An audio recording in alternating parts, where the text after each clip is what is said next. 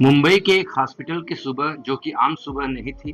वहां उस हॉस्पिटल में आज हलचल तेज थी, क्योंकि पिछली रात वहां एक लड़की लाई गई थी। उसके कमरे में किसी भी मर्द का, किसी भी पुरुष का जाना मना था। वहां पे जो डॉक्टर थे वो भी महिलाएं थी, और जो पुलिसकर्मी वहां पर उससे पूछताछ करने आ रही थी वो भी महिला अफसर थी। उस लड़की के कमरे में जो भी सफाई कर्मी सफाई करने जा रहे थे वो भी महिलाएं थी। वो लड़की बहुत ज्यादा डरी हुई थी, सहमी हुई थी। वहां पर पुरुषों का जाना बिल्कुल प्रतिबंधित था। वह लड़की पुरुष नाम से भी डरी हुई थी। पुरुष को देखकर वह घबरा जाती थी। आगे जो पूछताछ में जो कहानी निकलकर सामने आती है, उसे जिसने भी सुना वो हैरान रह गया, परेशान हो गया। जय हिंद, नमस्कार दोस्तों, आप देख रहे हैं क्राइम सफरनामा। आज की सच्ची घटना मुंबई के पुणे इलाके के एक थाना पड़ता है बनवाड़ी, वहां की घटना है। वहां की 14 वर्षीय लड़की रात के लगभग 9 बजे पुणे के रेलवे स्टेशन पर अपने एक दोस्त से मिलने जाती है। वह काफी देर तक पुणे के रेलवे स्टेशन पर खड़ी होकर के अपने दोस्त का इंतजार करती है, लेकिन उसका वो दोस्त उसे कहीं नजर नहीं आता है। तभी वहां एक पास खड़ा ऑटो वाला उस लड़की को काफी देर से देख रहा होता है। वह उस लड़की के पास आता है। तब तक लड़की भूखी प्यासी बहुत परेशान हो चुकी थी। वह ऑटो वाला उस लड़की से आकर पूछता है, आप किसी का इंतजार कर रहे हो? वह ऑटो वाले से कहती है, हाँ, मैं अपने दोस्त का इंतजार कर रही हूँ। वह लड़की बहुत परेशान थी। वह ऑटो वाला उसकी पूरी बात को जानता है, फिर वो वहां से चला जाता है।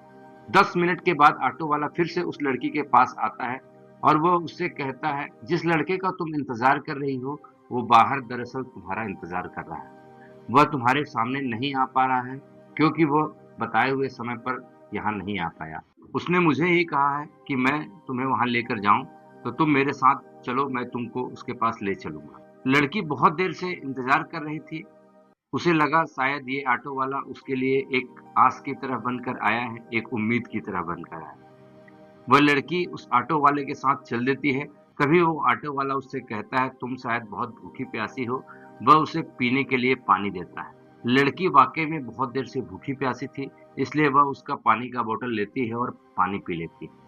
पानी पीने के बाद जैसे ही वो कुछ कदम चलती है, उसे चक्कर सा आने लगता है और वह गश्त खाकर गिरने लगती है। तभी वह ऑटो वाला उसे संभालता है। उसके बाद वो लड़की बेहोश हो जाती है, उसे कुछ भी याद नहीं रहता। वह ऑटो वाला उस लड़की को अपने ऑटो में बैठाता है और वह एक जंगल सुनसान इलाके में लेकर चला जाता है। वहां ऑटो वाला उस लड़की के साथ बलात्कार करता है। वह लड़की नशे की हालत में थी, उसे कुछ भी होश नहीं था। धीरे धीरे रात गुजरती है। रात गुजरने के बाद सुबह वो ऑटो वाला उस लड़की को लेकर एक लॉज में जाता है, जहां पहले से ही कुछ लड़के मौजूद थे। वहां लगभग 3-4 लड़के पहले से ही मौजूद थे।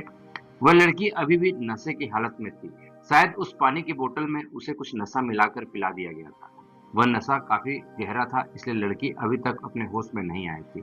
जैसे ही वह उस लॉज में पहुंचती है, वहां पर वो सभी लड़के मिलकर बारी बारी उसका बलात्कार करते हैं। पूरा दिन गुजर जाता है।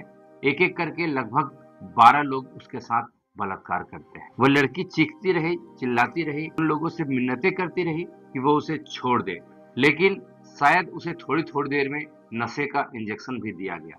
वह लड़की चाह कर भी कुछ नहीं कर पाती है। उसे बहुत भूख लगी थी, प्यास लगी थी। वह उन लड़कों से बार बार मिन्नतें कर रही थी कि उसे कुछ खाने के लिए, कुछ पीने के लिए दे, लेकिन वो लड़के उसकी एक नहीं सुनते हैं और वो सभी उसके शरीर को हवस का शिकार बनाते हैं। उनमें से एक लड़के को उस लड़की पर दया आ जाती है और वो उसे ले जाकर दादर स्टेशन पर छोड़ देता है। जैसे ही वो उस लड़की को ले जाकर दादर के स्टेशन पर छोड़ता है, उन लड़कों को लगता है कि शायद वो लड़की अब अपने घर चली जाएगी या वहां से चली जाएगी। लेकिन जैसे ही वह लड़का उस लड़की को दादर के रेलवे स्टेशन पर छोड़ कर आया, वहां पर मौजूद 2 सफाई कर्मियों की नजर उस पर पड़ती है। वो देखते हैं कि ये लड़की कुछ हैरान है, परेशान है। वह भी उसके पास पहुंचते हैं और वो भी मौके का फायदा उठाकर उसके साथ हैवानियत करते हैं, उसके साथ दरिंदगी करते हैं, उसके साथ रेप करते हैं। रेप करने के बाद वह लड़की पहले से ही परेशान थी, उसे कुछ भी समझ में नहीं आ रहा था। वो बेसुध बेहवास वहां बैठी रहती है। उन दोनों सफाई कर्मियों ने उस लड़की के साथ बलात्कार करने के बाद सबूत मिटाने के उद्देश्य से उत्तर की दिशा की ओर जाने वाली एक ट्रेन जो कि चंडीगढ़ जा रही थी, उस ट्रेन में उस लड़की को बैठा देते हैं। वह लड़की उस ट्रेन में बैठती है। एक किनारे दरवाजे के पास डरी हुई दुखी हुई, सहमी हुई सी वह बैठे रहती है। ट्रेन चलते चलते चंडीगढ़ पहुंच जाती है। रास्ते में बहुत सारे लोग वहां से गुजरते हैं, लेकिन कोई भी उस लड़की की ओर ध्यान नहीं देता है। जैसे ही ट्रेन चंडीगढ़ स्टेशन पहुंच जाती है, वह उसका अंतिम स्टेशन था, वहां पर एक जीआरपी का पुलिसकर्मी गुजरता है। पुलिस वाले की नजर उस लड़की के ऊपर पड़ती है और उसे लगता है कि जरूर इस लड़की के साथ कुछ गलत हुआ है। वह उस लड़की के पास आता है और उससे कुछ सवाल करता है। वह लड़की पहले से ही बहुत डरी हुई थी, वो किसी भी पुरुष से बात नहीं करना चाहती थी। उसे लगा जैसे ये भी वही दरिंदा है, ये भी मेरे साथ हैवानियत करेगा। वह रेलवे का पुलिसकर्मी बार बार उससे सवाल करता है, लेकिन वह लड़की कोई जवाब नहीं देती है। वह बहुत डरी सहमी सी रहती है। उस पुलिसकर्मी को समझ में आ चुका था कि इस लड़की के साथ हो न हो कुछ अनहोनी हुई है। वह पुलिसकर्मी तुरंत ही चाइल्ड वेलफेयर कमेटी की महिला अधिकारी को फोन करता है और उन्हें वहां बुलाता है। जैसे ही वह महिला अधिकारी उस लड़की के पास पहुंचती है, वह उससे बातें करने का प्रयास करती है, लेकिन वो लड़की बहुत ज्यादा डरी हुई थी। धीरे धीरे वह महिला अधिकारी उस लड़की को कुछ खिलाती है, पिलाती है, उसके पास बैठती है, उसे दुलारती है, उसे पुचकारती है और धीरे धीरे उससे बातें करना स्टार्ट करती है। धीरे धीरे कुछ समय गुजरता है और वह महिला अधिकारी उस लड़की का विश्वास जीतने में सफल हो जाती है। वह लड़की जो कि सिर्फ 14 वर्ष की थी, पिछले 48 घंटों में उसने बहुत ही दरिंदगी झेली थी। धीरे धीरे उस महिला अधिकारी को वह पूरी आप बीती बताती है। उस महिला अधिकारी और उस लड़की के पास में ही जीआरपी का वो पुलिसकर्मी भी खड़ा था। जैसे ही उस लड़की की आप बीती वह महिला अधिकारी और वह पुलिसकर्मी सुनते हैं, दोनों की आंखों से आंसू बहने लगते हैं। उसके साथ जो 48 घंटे में दरिंदगी हुई थी, उसे सुनने के बाद वो दोनों अपने आंसू नहीं रोक पाते हैं। तब तक बनवाड़ी में उसके माता पिता जो कि नर्सरी में काम करते थे, वो भी अपनी बेटी की गुमशुदगी की रिपोर्ट बनवाड़ी थाने में दर्ज करा चुके होते हैं। बनवाड़ी पुलिस भी आसपास के इलाके में सर्च करती है।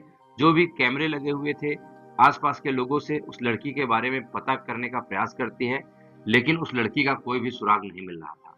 चंडीगढ़ पुलिस मुंबई में, पुणे में बनवाड़ी पुलिस से संपर्क करती है। उस लड़की को चंडीगढ़ से बाई एयर मुंबई लेकर आया जाता है और उसके बाद जब पुलिस जांच को आगे बढ़ाती है, अलग अलग लोगों से पूछताछ करती है, उन सीसीटीवी कैमरों को खंगालती है, तो वह ऑटो वाला उस लड़की को ले जाते हुए नजर आ जाता है। अब पुलिस उस ऑटो का नंबर मिलने के बाद उस ऑटो वाले को धर दबोचती है, उससे सख्ती से पूछताछ करती है, तो आगे धीरे धीरे कड़ियां जुड़ती चली जाती हैं और उन लड़कों का भी पता चल जाता है। पुलिस उस ऑटो वाले के साथ साथ सारे लड़कों को गिरफ्तार कर लेती है और दादर पुलिस स्टेशन पर वो जो दो सफाई कर्मी थे, उनकी भी गिरफ्तारी हो जाती है। तो दोस्तों, आपने देखा कैसे उस लड़की के साथ दरिंदगी होती है। अलग अलग लोगों ने लगातार उसके साथ बलात्कार किया।